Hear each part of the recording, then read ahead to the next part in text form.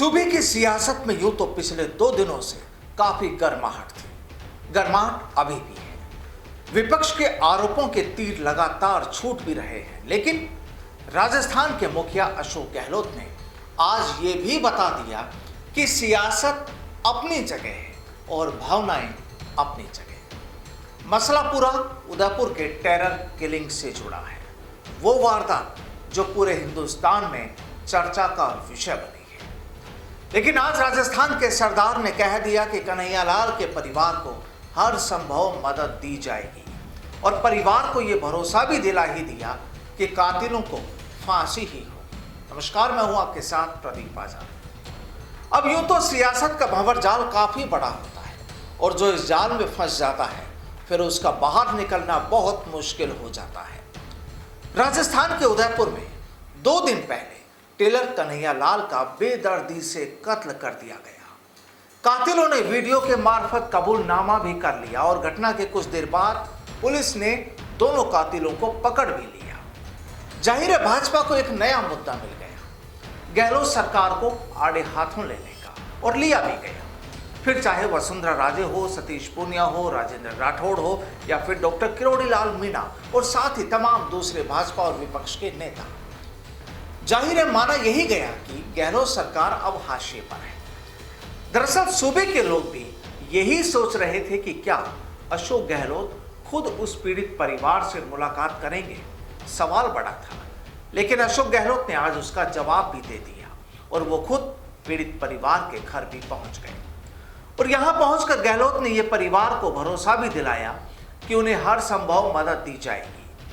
अब वहीं दूसरी ओर गहलोत ने यह भी कहा कि एनआईए 1 महीने के अंदर इस केस में जल्दी सजा दिला दे। एनआईए को समझना चाहिए कि प्रदेश के लोगों की भावनाएं क्या हैं। ये गहलोत साहब का बयान। कन्हैया को सुरक्षा दी गई या नहीं, क्या कमी रही, सभी चीजें एनआईए की जांच में सामने आ जाएगी। एनआईए की जांच पर भरोसा करना चाहिए। जांच निष्पक्ष होगी, हम पूरा सहयोग करेंगे। और इस घटना ने देश को हिला दिया है। दरअसल सूबे के मुखिया अशोक गहलोत जब आज उदयपुर में थे तो वहां पर पत्रकारों से मुखातिब होते हुए उन्होंने अपनी ये बात रखी। तो जाहिर है कि गहलोत ने भी ये तो मान ही लिया कि उनकी सरकार और उनके प्रशासन होते हुए अगर ऐसी कोई घटना होती है तो सवाल तो उठने लाजमी है। लेकिन यहां कुछ बातों को समझना होगा। मसला अब उस एसएचओ और सब इंस्पेक्टर को सस्पेंड कर दिया गया जिन्होंने वक्त पर कन्हैयालाल की गुहार नहीं सुनी।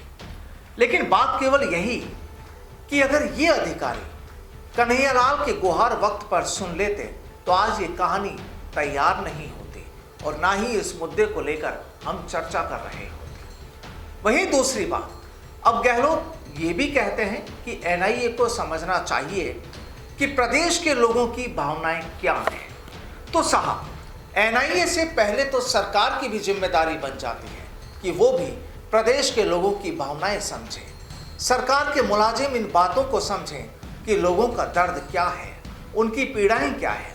क्योंकि अगर यही अधिकारी, हमारी यही पुलिस और इंटेलिजेंस प्रदेश के लोगों की भावनाएं समझ लें, अपनी जिम्मेदारियों को गंभीरता से ले लें, तो शायद इस तरह की इबारत ही तैयार ना हो।